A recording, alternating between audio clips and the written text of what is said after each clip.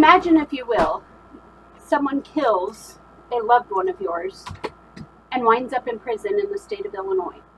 They do not wind up on death row, as Illinois no longer has a death row.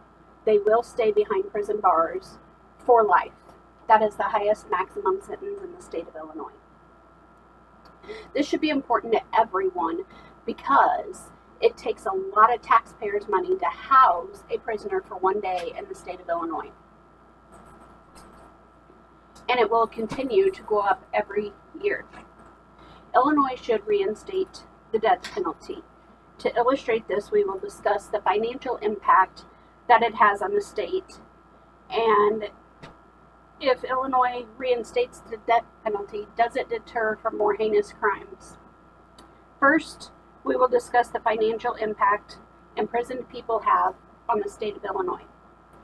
Governor Pat Quinn signed legislation in 2011 to repeal the death penalty in the state of Illinois, according to Diane Rust Tinnery and Sherry Silver, Open Society Foundation, Voices 3/18 of 2011.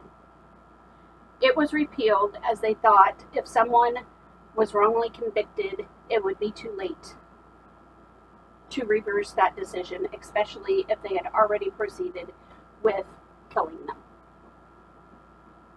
Let's look at the financial impact that this has on the state. It costs more in the state of Illinois to house a prisoner behind bars than it does to send someone to DuPage College. In 1998, there were 42,156 inmates in Illinois prisons on a daily basis. In 2016, that number went up to 45,000, with the average cost of $25,000 a day. Can you imagine how much that is? That is $1 billion a year to house offenders in the state of Illinois. Currently, inmates cost on average of $38,268 a day, with 45,551 inmates being housed in prisons in the state of Illinois. www.thejh organization overcrowding. Imagine if that prisoner was to spend his life in prison. Let's say he's 20 years old when he goes into prison. Life could be anywhere from 50 to 60 to 70 years old. That's 60 years in prison if they go in at 20. Imagine the cost that costs the state of Illinois. That's billions and billions and billions of dollars of taxpayer money. If we try to rehabilitate them and send them back out into the world, the cost for recidivism, which is reintroducing them into society, is a lot higher. They tend to repeat, therefore we pay for their lawyers, their juries, their imprisonment, all over again. Illinois Policy Bryant Jackson Green, criminal justice major, October 20, 2015. Repeat offenders cost Illinois taxpayers millions and millions of dollars each year. Each incident of recidivism costs about $118,647. $40,000 a day is what the average American taxpayer pays to house the criminals in prison, with the rest of it coming from other places. To cover costs of recidivism, that costs $5.7 billion over 5 years, according to Bryant Jackson Green. If you keep committing the same crimes over and over again. Lastly, let's discuss how the death penalty can deter more heinous crimes. Let's say you get arrested because you shoplifted. You go to jail, you get out, you get back on the streets, and next you go and burglarize with a gun. That's armed robbery. You don't go to death row. You don't even stay in prison very long. because you're back out on the streets.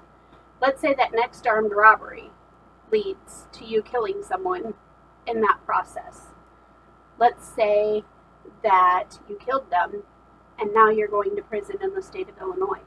You're not going to death row because we don't have one. You may get life in prison with parole. That might be 30 to 40 years of your life. If you're 30, and let's say you go in for 30 years, you'll be 60 when you get out. But let's say if you were 30 when you went in and knew you could face the death penalty, would you have killed that individual in that armed robbery? Probably not.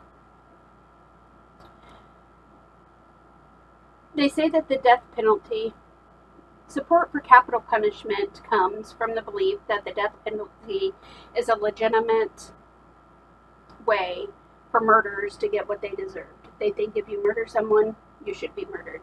I totally agree with that. The Bible says an eye for an eye. Why not a murderer for a victim? It should fit the crime should fit the punishment. When Illinois had the death penalty, they were all by lethal injection. The death penalty in Bow Center. How many criminals reoffend? Usually every 2 out of 3 reoffend. Look around the classroom. If in my classroom, there's 3 of us.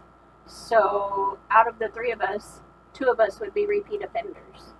Which ones would they be? How many? That's from the healthypeople.governor. Most of them, when they reoffend, turn into violent crimes. As I stated before, your burglary may turn into an armed robbery. Your armed robbery may turn into a homicide because you've killed that person in the process. Block Club Chicago, Ben Selinsky, The Daily Line, February 14th, 2022.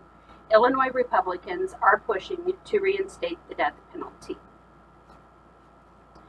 Possible severe with death row, to reinstate death row for those who have murdered people in the police department, the fire department, or DCSFK workers, as they consider those more heinous crimes. In conclusion, Illinois should reinstate the death penalty. Reasons for that are the financial impact that it has on the state of Illinois, and it could deter more heinous crimes. We've looked at the way it can deter more heinous crimes, and we've looked at the financial impacts that it's had on the state of Illinois. Some final thoughts. If someone is in prison for life because we don't have the death penalty, think of the cost that is to the state. My taxpayer money goes for that. I work. Dr. Kirk's taxpayer money goes for that because he works. If any of you out there have a job, your taxpayer money goes for that. If not, your parents' taxpayer money goes for that. So maybe these are some key thoughts that we should keep in mind.